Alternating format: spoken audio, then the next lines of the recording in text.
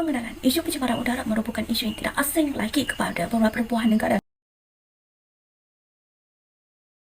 Pengenalan, isu pencemaran udara merupakan isu yang tidak asing lagi kepada beberapa buah negara. Isu pencemaran ini disebabkan oleh aktiviti manusia sendiri yang boleh membawa kesan yang negatif kepada manusia yang lain. Menurut WHO, 9 daripada 10 penduduk bernafas menggunakan udara tercemar yang boleh menghasilkan kematian pada setiap tahun. Definisi, pencemaran udara merupakan sesuatu yang melibatkan bahan kimia dan partikel-partikel yang berlebihan yang terkandung di dalam udara yang mampu mengubah kualiti udara. Manakala indeks pencemaran udara IPU merupakan petunjuk atau ukuran parameter kepada kualiti udara di sesebuah negara. Negara maju merupakan negara yang mempunyai pertumbuhan ekonomi dan industri yang maju dalam pelbagai aspek yang mempunyai kemudahan, manakala negara membangun merupakan negara yang masih bergantung kepada negara maju untuk mendapatkan bantuan bagi kelangsungan industri tersebut. Oleh itu, keputusan kami telah memilih negara maju iaitu Jepun yang mempunyai bacaan nilai EPI yang sangat baik di Asia Pasifik, manakala negara membangun iaitu Indonesia yang mempunyai nilai EPI yang agak teruk berbanding dengan negara-negara lain di Asia Pasifik. Selain itu, Indonesia sering dikaitkan dengan pencemaran udara akibat oleh aktiviti manusia.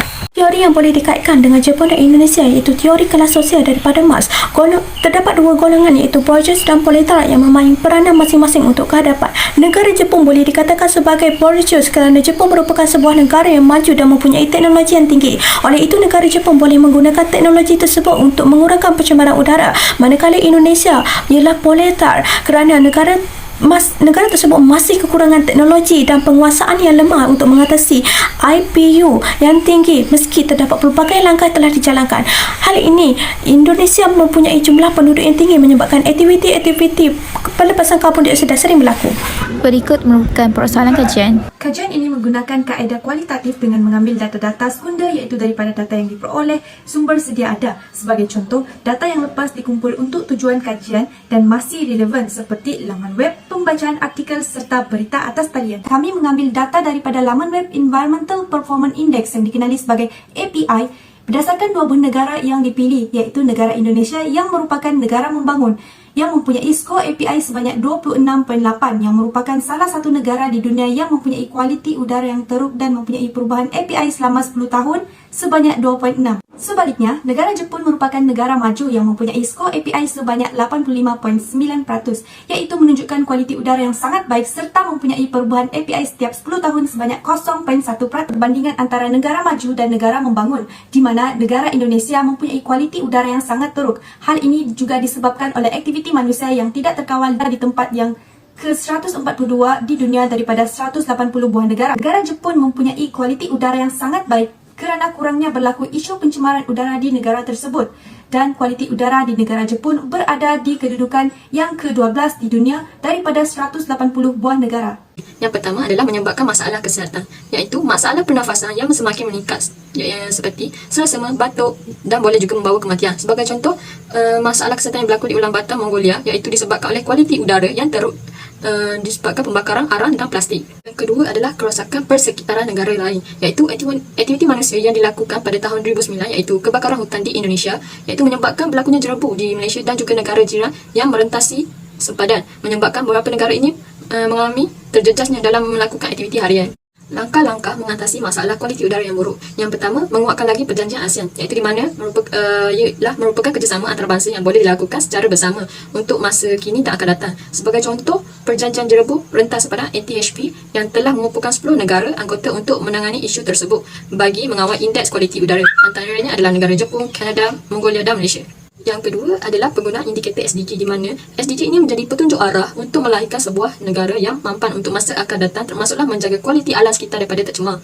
Terdapat beberapa negara yang menggunakannya dan banyak juga yang menaikkan taraf, termasuk Malaysia yang telah menambah baik indikator kualiti udara supaya ia lebih berkesan. Jepun juga, walaupun indeks kualiti udaranya adalah baik, tetapi Jepun juga masih berusaha untuk mencapai target dalam SDG.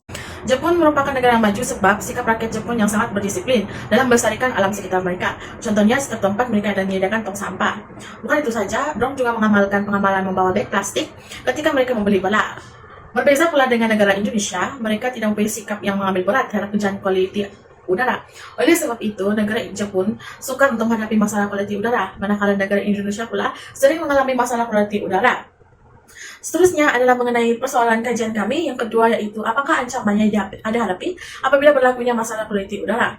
Hal ini dikatakan demikian karena jerubu, yaitu hasil daripada habuk dan asap kendaraan yang tebal, sebenarnya akan memberikan ancaman yang sangat besar kepada golongan yang berpenyakit seperti penyakit asma. Bukan itu saja, kehidupan masyarakat juga akan terjejas. Contohnya mereka tidak mampu berada di luar kawasan. Contoh situasi yang boleh dikaitkan apabila berlakunya pembakaran hutan di Kalimantan Indonesia pada tahun 2018 sehingga 2019, di mana Malaysia dan juga Singapura merupakan negara terjiran juga turut terjejas. Persoalan ketiga pula adalah mengenai siapakah yang mendapatkan manfaat apabila isu kualiti udara ini diatasi. Seperti yang kita tahu, Jepun merupakan bandar yang sangat-sangat bersih dan bebas daripada pencemaran alam. Kita boleh mengambil contoh di mana satu bandar yang kecil dipanggil Kamitkatsu. Mereka telah mula mengamalkan konsep penghasil sampah, di mana setiap rumah orang mempunyai amalan untuk menghasilkan sampah-sampah domestik mereka supaya kualiti udara terjamin. Oleh itu, negara Indonesia digalakkan untuk mencontohi negara Jepun sebagai satu negara dan mengambil inspirasi mereka untuk menjaga lagi masalah kualiti udara agar setiap masyarakat dan juga kehidupan yang lainnya seperti fauna dan flora turut terjamin dan elak dan bebas daripada pencemaran alam tersebut. Pencemaran udara IPU di negara maju iaitu di Jepun mempunyai bacaan nilai yang sangat baik iaitu pada bacaan EPI sebanyak 85.9 dan negara membangun di Indonesia yang mempunyai bacaan EPI yang sangat teruk sebanyak 26.8. Ini berlaku disebabkan oleh beberapa faktor antaranya aktiviti manusia yang melakukan pembakaran secara terbuka. Ia memberi kesan kepada masalah kesihatan dan persekitaran negara lain. Pelbagai langkah yang diambil untuk mengatasi masalah pencemaran udara antaranya ialah menguatkuasakan lagi penjajian action dan juga penggunaan indikator SDG. Oleh itu, kualiti udara dapat dielakkan berdasarkan indeks pencemaran udara.